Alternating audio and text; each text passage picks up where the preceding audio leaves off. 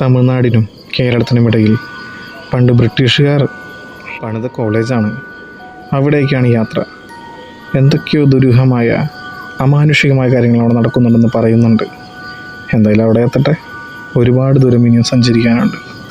ഈ പ്രാവശ്യത്തെ യാത്രയിലെങ്കിലും അമാനുഷികമായ എന്തെങ്കിലും കണ്ടെത്തണം. ഒരു യൂട്യൂബ് ചാനൽ തുടങ്ങിയിട്ട് ഇതുവരെ കൃത്യമായൊരു പാരനോർമൽ ആക്ടിവിറ്റി പോലും കണ്ടെത്താൻ എനിക്ക് സാധിച്ചിട്ടില്ല. ഇതെല്ലാം കെട്ടുകഥകളാണ് എന്ന് എനിക്ക് തെളിയിക്കണം. ആരൊക്കെയോ ചേർന്ന് പടച്ചുവിടുന്ന ഓരോ തരം കഥകൾ. പ്രേതങ്ങളെയും ഭൂതങ്ങളെയും കുറിച്ച് അഘോരാത്രം പ്രസംഗിക്കുന്ന പലർക്കും എൻ്റെ യൂട്യൂബ് ചാനൽ ഒരു വെല്ലുവിളിയായിരുന്നു. എൻ്റെ ഒരു യൂട്യൂബ് വീഡിയോയുടെ താഴെ വന്ന വെല്ലുവിളി നിറഞ്ഞ കമൻറ്റിലൂടെയാണ് ഞാൻ ഈ കോളേജിനെ പറ്റിയും അവിടെ നടക്കുന്ന ഈ പാരനോർമൽ ആക്ടിവിറ്റീസിനെ പറ്റിയും അറിയുന്നത്. ധൈര്യമുണ്ടെങ്കിൽ ഈ സ്ഥലത്തേക്ക് പോയി നിങ്ങൾ അവിടെ ചെന്നൊരു വ്ളോഗ് ചെയ്യൂ.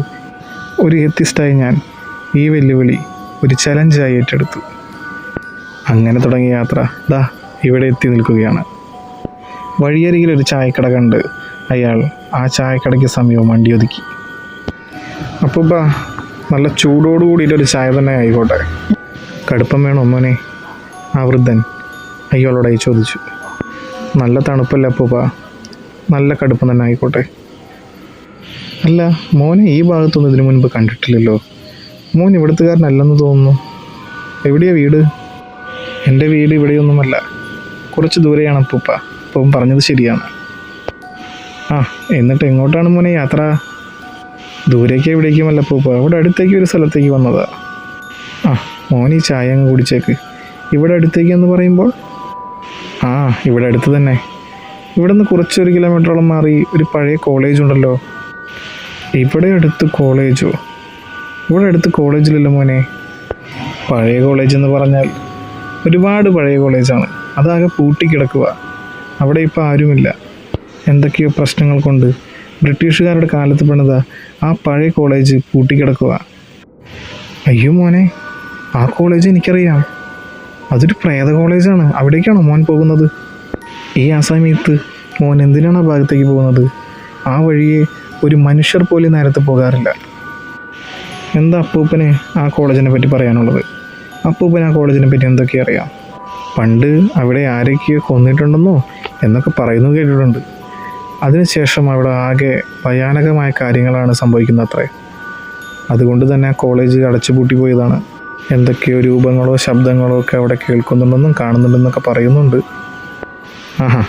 അപ്പോൾ അപ്പൂപ്പൻ ഇതൊന്നും നേരിട്ട് കണ്ടിട്ടില്ലെന്ന്. എന്നിട്ടാണോ മറ്റുള്ളവർ പറയുന്നതെല്ലാം കേട്ട് അപ്പൂപ്പൻ വിശ്വസിക്കുന്നത്? അങ്ങനെയല്ല മോനെ, അവിടെ പല ആളുകളും പല രൂപങ്ങളെയും കണ്ടിട്ടുണ്ട്. അതെല്ലാം സത്യമാണെന്ന് അവർ പറഞ്ഞിട്ടുമുണ്ട്. മറ്റുള്ളവർ പറയുന്ന അവിടെ നിൽക്കട്ടെ, അപ്പൂപ്പൻ എന്തെങ്കിലും നേരിട്ട് കണ്ടിട്ടുണ്ടോ? അപ്പൂപ്പൻ എന്തെങ്കിലും അനുഭവം ഉണ്ടായിട്ടുണ്ടോ അവിടെ നിന്ന്? എനിക്കൊരു അനുഭവം അവിടെ നിന്നുണ്ടായിട്ടില്ല. എന്നിരുന്നാലും അവിടെ പല അമാനുഷികമായ കാര്യങ്ങൾ നടക്കുന്നുണ്ട് മോനെ. ഇത് അപ്പൂപ്പനെ പോലുള്ളവരെ പറ്റിക്കാൻ വേണ്ടി ആരോ മെനഞ്ഞെടുത്തൊരു കഥ മാത്രമാണ് അപ്പൂപ്പ. അവിടെ എന്തെങ്കിലും ഇല്ലീഗൽ ആക്ടിവിറ്റീസ്, സാമൂഹ്യ വിരുദ്ധത ഉണ്ടാക്കാൻ വേണ്ടി മെനഞ്ഞെടുത്തൊരു കഥ മാത്രമായിരിക്കും ഇത്. നിങ്ങളെല്ലാം അതിൽ വിശ്വസിച്ചു പോയി. ആ പ്രേതക്കഥയ്ക്ക് ഇന്ന് ഞാനൊരു വിരാമമിടും. അതിൻ്റെ സത്യം എന്താണെന്ന് ഞാൻ ഇന്ന് തെളിയിച്ചിരിക്കും. അതും പറഞ്ഞുകൊണ്ട് അയാൾ കയ്യിലുള്ള ഫോൺ എടുത്തു. ഹലോ ഗായ്സ്, നമ്മൾ ഇന്നിവിടെ എത്തിയിരിക്കുന്നത് തമിഴ്നാടിനും കേരളത്തിനും ഇടയിലുള്ള ഒരു സ്ഥലത്താണ്. ഇവിടെ നിന്ന് ഏകദേശം 1 കിലോമീറ്റർ മുന്നോട്ട് പോയാൽ പണ്ട് ബ്രിട്ടീഷുകാർ പണിതിരുന്ന ഒരു പഴയ കോളേജ് കാണാം. ആ കോളേജിൽ ഒരുപാട് പാരനോർമൽ ആക്ടിവിറ്റീസ് ഉണ്ടെന്ന് പലരും വിശ്വസിക്കുന്നു. അവിടെ ഒരു തരത്തിലും പാരനോർമൽ ആക്ടിവിറ്റീസ് ഇല്ലെന്ന് ഞാൻ ഇന്ന് തെളിയിക്കും. ഇന്ന് എൻ്റെ യാത്ര അവിടേക്കാണ്. അയാൾ ആ ചായക്കടയിൽ നിന്ന്